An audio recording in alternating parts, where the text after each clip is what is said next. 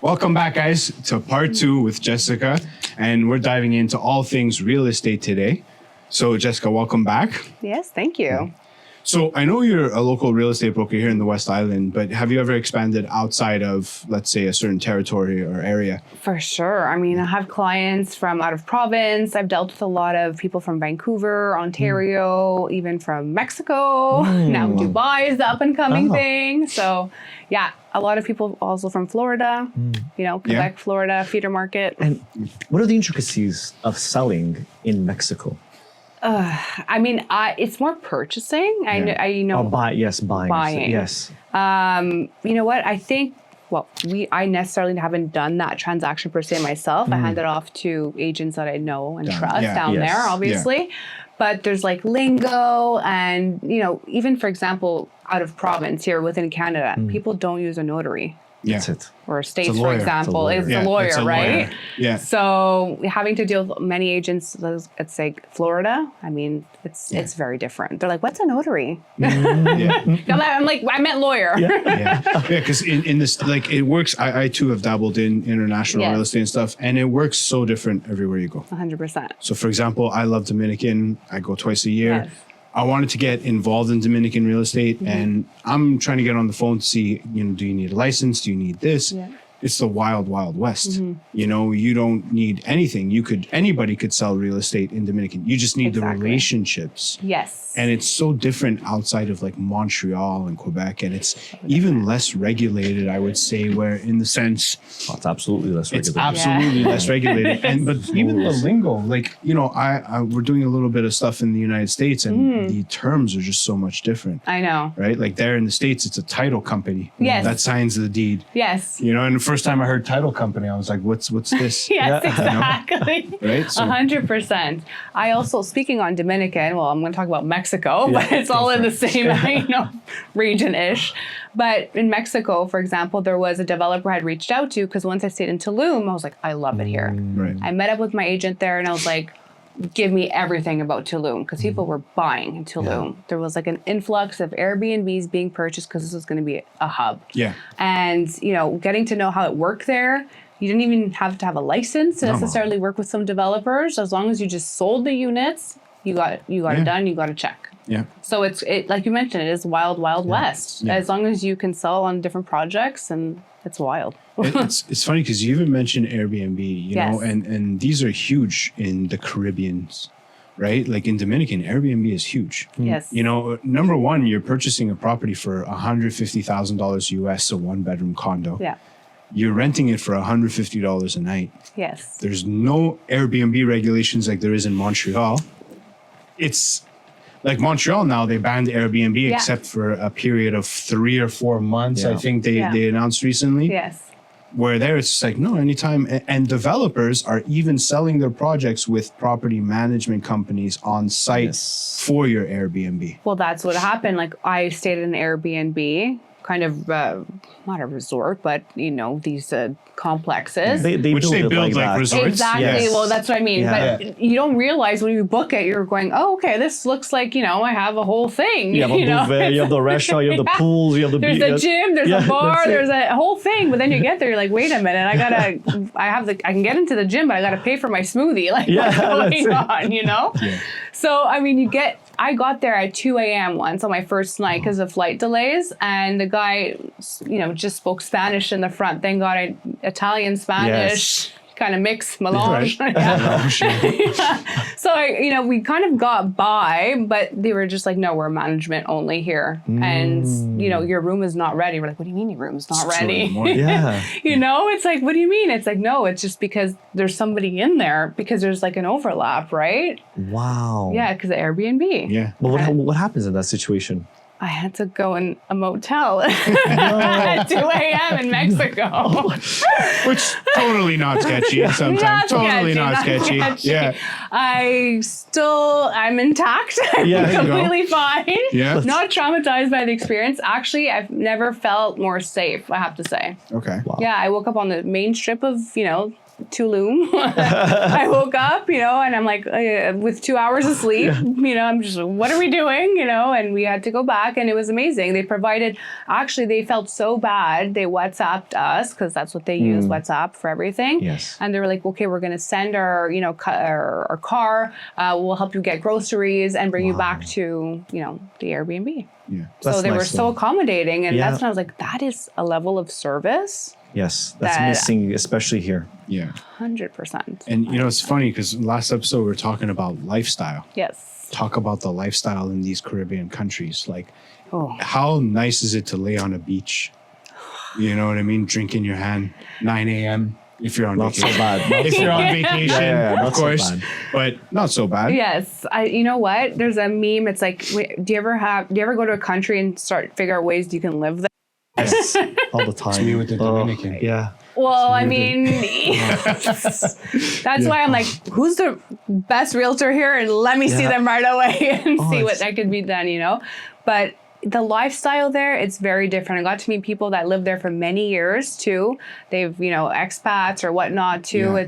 It's a whole other life. And they come because, first of all, like sun is a big component. And that's why people just want natural lighting in their house too, because people love sun. Yes. We're so cocooned Yeah. in darkness for Yeah. many months out of the year. So people want to be able to enjoy sun. With that comes beach with weather, and you just become a different person when you have a tan. Yeah, it's true. Yeah. And you feel less depressed too when you're, Yes. Oh my God, yeah. flooded with the sun. Less stress too. Yeah. Yes. all the Like stresses. we are always on a hustle and bustle. We got to commute to a certain time, traffic, Schedules. taxes. Yes. Yeah. And the Emails. winter is just darkness. Exactly. So I just feel like when you're there, people, you can tell they're more relaxed. They just have a different way of being. 100%. So that's why, people are interested in investing there because they know people now with remote work, Yeah. people are living by Airbnb. Yeah. They hop. Yeah. They literally I hop. literally hop. It's true. It's true. And these countries in the last 5 years have become so popular. Yes. And they're growing. Yes. Like the economies, the development, they're growing. Yeah, and There's- There's an That's why- airport in Tulum now. Yeah. Yeah. Like, direct. So you don't have to, take a whole trek 2 hour from Cancun. So I mean, just that's how many people are in there and how much of much a it's game growing. changer is it? The infrastructure is like spreading. So it's becoming a really big hub for a lot of people. Like you mentioned Dominican too. I know a lot of people investing in the Dominican also. Yeah. It's a more affordable. Sometimes people are like, I'd rather invest there than here. Yeah. Or we're going to go 100%. Vancouver, Toronto. 100%. That's even worse than here, Exactly. Well, your dollar goes a long way there. even in USD. Yes. So, and then the Airbnb, because you're allowed to use it, and people want to vacation more, they want a better lifestyle. So they find they get more of a return that way. And you could use it too. You could go down. It's like a timeshare. Yeah, it's like a timeshare, but Yeah. it brings you revenue when you're not there, and you could use it and go down, 100%. and it gives you that feeling of the house because people don't want to be in hotels all the time, Nope. right? And Airbnbs have become a thing since the last X amount of years. I agree with you. Plus, you know what? Here too, Airbnb was so big with chalets here Yes. up north, like getting, something in Saint Donat, Saint Agathe, or whatever. And I find that has become less of a commodity after COVID. Yeah, Like COVID, everyone wanted to put their money into something they could really enjoy by the lake or whatnot. But now, But you know what, too? It's because they got a little greedy, and it started to cost a lot more. And people were saying, "Well, you know what? I could leave and go somewhere else, and and go to an all-inclusive instead of staying in the chalet for a week." It didn't Yeah. make sense. I agree. also like she said before, taxes, Yeah. right? Taxes are just insane. Welcome tax. Welcome tax. Yeah. It's nasty, Yeah. right? Municipal taxes. Yeah. And all these costs, right? Yeah. And in countries like Dominican, the taxes are very, very little. Very little. And let's say they're 1% of the property value, but if the property is 150,000 US, you're paying $1,500 a year in taxes versus here $6,000, $7,000, $9,000, depending on the property, right? And people also, I feel like they tend to feel like it's a better investment for whatever reason. Even if they're not there fully, they get to use it. It's another place to go, whatnot. But they feel, I don't know why, they feel a bit more comfortable than having something rented out here. Right. For some reason, I You know, don't know. maybe it's because when it's rented here, they still feel responsible for it. Yeah. They have to deal with the tenants, with Kind the of, yeah. maintenance, with the phone calls. If it's in Tulum, you got the property manager, you're not even thinking, you know? But there's a fear of first-time investors investing that far. Yeah. Yes. You know, and there's a lot of due diligence that you Yes. have to do Yes. when you invest, you know, in these countries, but there's a fear, right? Because it's not like investing an hour away from your house. You have to take a 4-hour flight to get to your property. So, but once they get over that fear, Yep. they love it. No, for sure. I agree with you. And like I said, it's becoming more and more popular. I see it more so people investing there, even in Dubai, Yeah, I was going to say versus Dubai. chalets here. Yeah, in Dubai my- has become huge lately. It's crazy. It's insane. And you have a connection there as well. Yes. And how did you get this connection? I'm just asking. No, through the real estate world, Okay. you know, we always want to help each other out, right? Yes. And when there's opportunities, you cannot let them go by. You want to be able to tell your clients about it.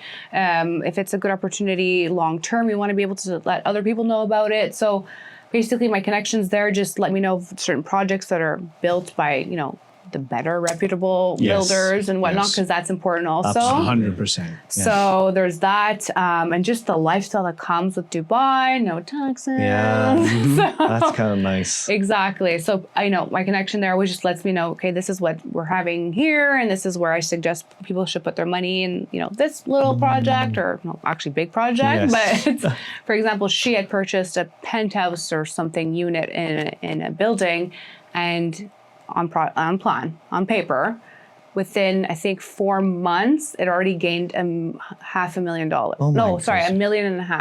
What? Yes, In value. in value, and it was still not even constructed fully. Like they haven't even gone to her floor yet.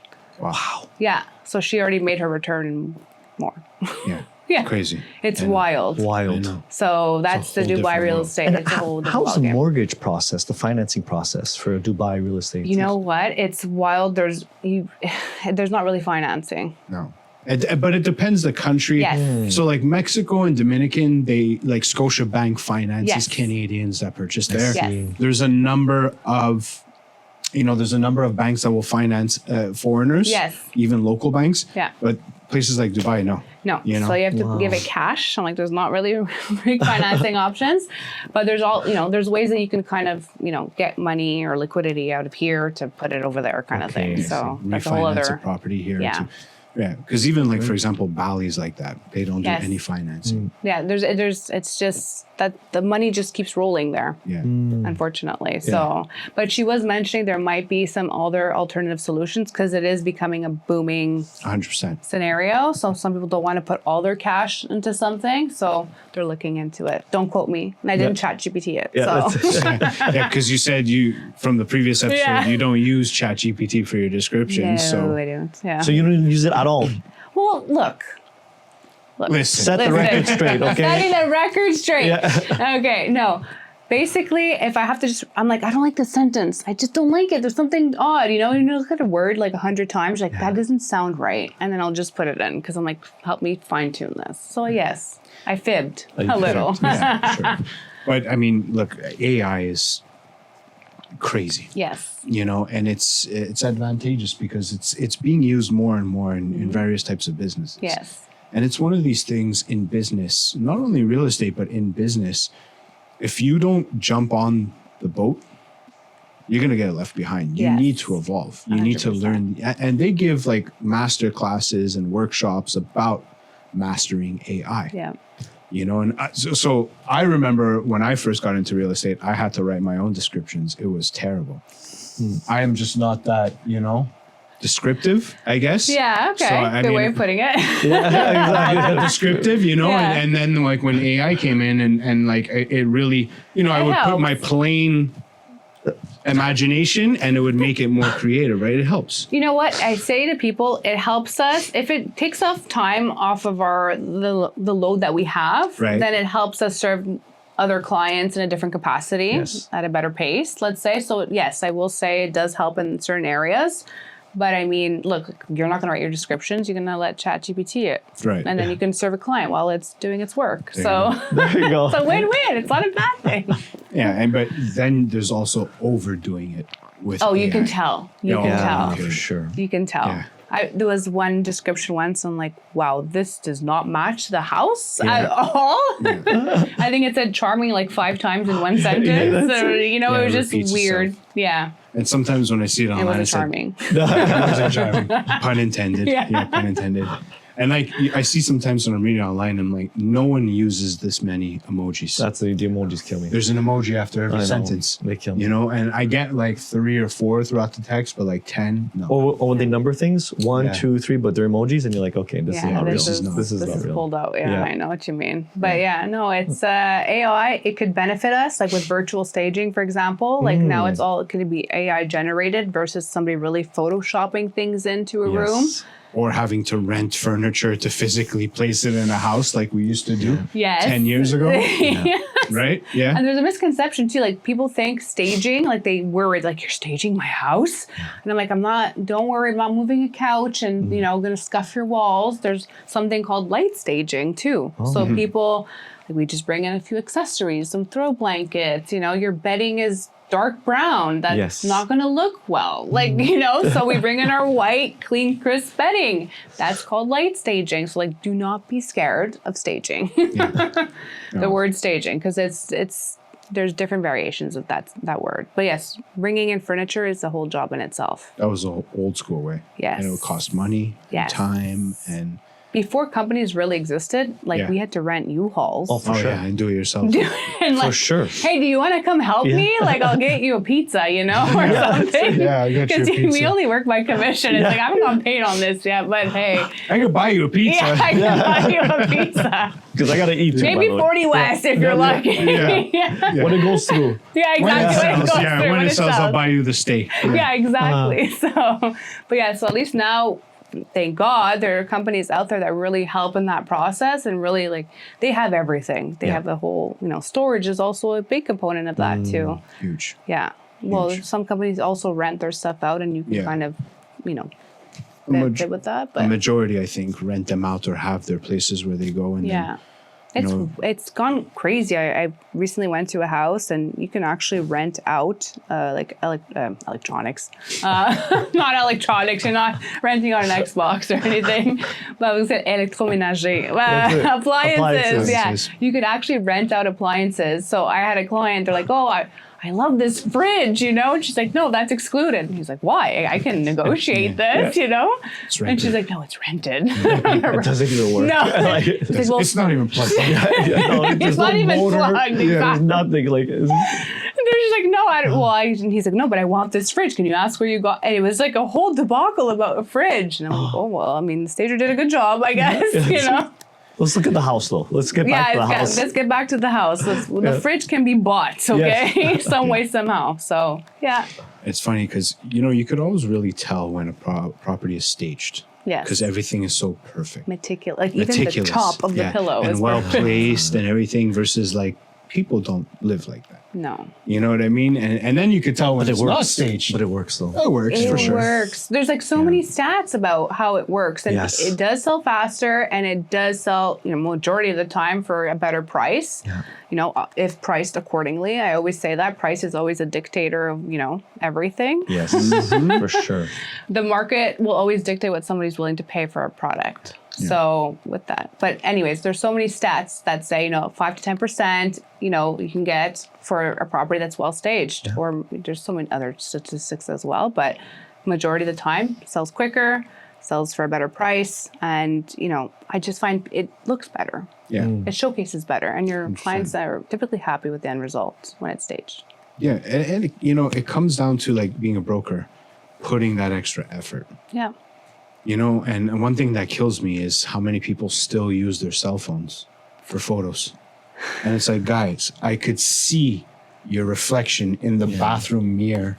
You know how many times you see the reflection in the bathroom mirror? It's like, what the? Spend the money on the photographer. The worst part is, you know what? I know with tariffs coming in, that's a whole other episode. That's a whole episode 3. Yeah, exactly. There we go. But, you know, things are getting pricier. I get it. I understand people want to cut costs, but now people are just really cutting it down. Like if they have a condo at $350,000, they'll like, you can sell cell phone photos. And I'm like, Come on. Like, know. you still got to sell it. People, it takes like 1 second for somebody on Centrist to be like, I want to visit this property. And it's Yes. this half tilted photo. Right. It's the first impression. Yeah. And if you ruin that, you burnt your 100%. listing. And, we had a photographer on here that I use all the time. Shout out Nathan, if you're watching. We love you, buddy. We love this guy. Still use him every one of my properties. Yeah. And, he was giving us some tips about if you were to take photos by yourself, it's about angles, right? And what someone told me once is people make, when they take photos by themselves, they stand up and they try to take it from a top view to get the whole, but crouch down. You really get, when you're leveled with the room, wide angle and everything, if you're going to go that route, there's ways to make it look a lot better than you in the bathroom mirror. Yeah. The $200 investment is worth it. Oh yeah. So worth it. I'm telling you, it doesn't matter the price point. I think the level of service should remain the same no matter what the price point is, because at the end of the day, you're hired to sell. Yeah. That's it. And Right? it's about presentation. Yeah. Right? It's about presentation. I Like know. you go to a restaurant and order something off the menu and it comes there and it looks like crap. You're most likely taking it back. Right. Or you don't want to eat it, right? Yeah, and if exactly. it doesn't look like the picture on the menu, you're like, what the hell is this? You have to build an appetite for somebody's eye. Yeah, If that makes right? any sense, 100%. right? So if you 100%. haven't done that in the photos, well, they're most likely not going to come and want to, visit the property. So I think I say it's so important. Right. And you never know, right? Like you said in the last episode about your client with the photo situation. Yes. And then she went there and she liked it. Because, we have to almost force them. Yes. We're like, just come with me. Just trust me. Just trust me on this one, okay? I know the photos are really bad, but just trust me on this one. You're going to look beyond the photos and beyond what's in front of you. And once you see that palette put together, I'm telling you, it's worth it. Which is a shame because some properties don't get the attention that they deserve from their respective brokers. Yes. Because of laziness, of I don't know what it is, but you have to put that effort into the presentation, into the marketing. You know what? I think people sometimes they just take the requested price and they know they might not sell it. And it's just a listing to have a listing. Right. And they're just like, I'm just not going to put that amount of effort versus at least trying. I always tell people it's an asking price. It's not the actual price. Right. It's an asking. So whether you want to write me an offer for another number, be respectful. Yeah, exactly. But it's an asking price. So, listen, people will take things and they don't believe in the price and they don't do anything with it. No. And it sits there. And at the end, burning it. Yeah, burning it. And then 18 months later, it sells for X amount, $1,000 less. Yeah, and the other agent becomes the hero. Yeah, basically. Basically, that's how it works, essentially. Yeah, that's how it works, You're like, if they just listened to me from the get-go, I'm the one who said that price first. Yeah, they would have saved time. They would have saved their tax. They would have saved their insurance. Exactly. Like, Everything. Please. I know, but people need to go through it just like as we humans have to go through life lessons. I think that sellers too, need to go through their own thing to finally get to the end result and learn. There's a thing called seller's pride. Yes, right? That is a true thing. And it's a thing. Yes. Right? And it's similar to like buyers when they're purchasing property with emotions. Yes. Which, if you're selling a house to a family looking to grow and have kids, obviously it's a very emotional experience. Very. You know what I mean? But at the end of the day, the emotions could get into the way. I hate emotions, by the way. I can't stand them. Really? Couldn't tell. Really? You couldn't tell? Okay, kidding. thanks. Yeah. No, but I hate, they get in the way and they cloud realistic judgment. So Jessica, this is why we work with a lot of investors. Yes. If you couldn't tell Clearly, already. it's Yes. a very transactional situation. We look at the numbers. Does it make sense or not? Yes. See, I'm like the opposite. I still look at numbers. I always make sure my clients are, held properly. Held properly. Is that even something you say? Guided properly, yes. Yeah, exactly. But I think it's also, I'm more of the, okay, how does that make you feel? I've actually told clients, I'm not writing this offer for you. This is not the right house for you. Goodbye. I don't know if that's an emotion thing or not, but it's like, then thank me after. Like, no, I was just settling. Thank you. Yeah. I think you have to put a bit of emotion into it. Yes. Not with a pride or ego, of course, but you kind of almost have to relate to that person on the other side and say, I know this is an emotional situation for you. And maybe they have to leave soon and they have to occupy something. They don't want to be on the street. Yeah, But there's also energy when you enter a home. You know if it's right or wrong. Yes. Yes. Can't ignore it. There's that feeling inside There is a of feeling, us. and you want. within the first second you walk into somewhere, you can instantly get that feeling, this is my new home. Like when you meet a person almost. Kind of. When you came to our studio, you're like, this is it. This is it, guys. What is episode 3.5? That's it. But it's basically that. It's, yes, you work a lot with investors, which is great, but there's also an emotional side. They can get heated though too. Oh, yeah. Can they not? For sure. Oh yeah, for sure. Oh, So like I work with investors too, then they're again number based and emotion based in that aspect of, are these my numbers, right? Yeah. And sometimes, I'm a girl, so they maybe go a little bit softer with me versus maybe a guy. But I find how you talk to somebody is also a great way to collaborate. There's so many brokers sometimes too, for example, not just clients. Now we're going into broker collaboration where we're in a transaction, a negotiation, they get heated and they start raising their voice. I'm like, listen, we're not brain surgeons here. No. Like, yes, we're here to help people and, change lives or whatever the case may be, but I can't save lives either at the end of the day. So we're going to do this respectfully. Yeah, of and course. we have an end result for both of our clients, right? Is to make this happen. So let's talk nicely. Yeah. And it's interesting you talk about collaboration because collaboration is key. Yes. And I find like some brokers lack that collaborative spirit. Yes. They're very and you could tell when you place an offer for a buyer. Yeah. And they don't want to negotiate. They don't want to talk. They don't want to answer your phone call. They don't want to know nothing. What kills me is when they don't answer the offer. Just put a reject on it. At least let me know. Yeah. Like, And I'm just going to let the time delay or something, You can advise your clients. You're being proactive. Yeah. The idea of just ignoring it, or my client thinks it's not a great offer, we're just going to leave it.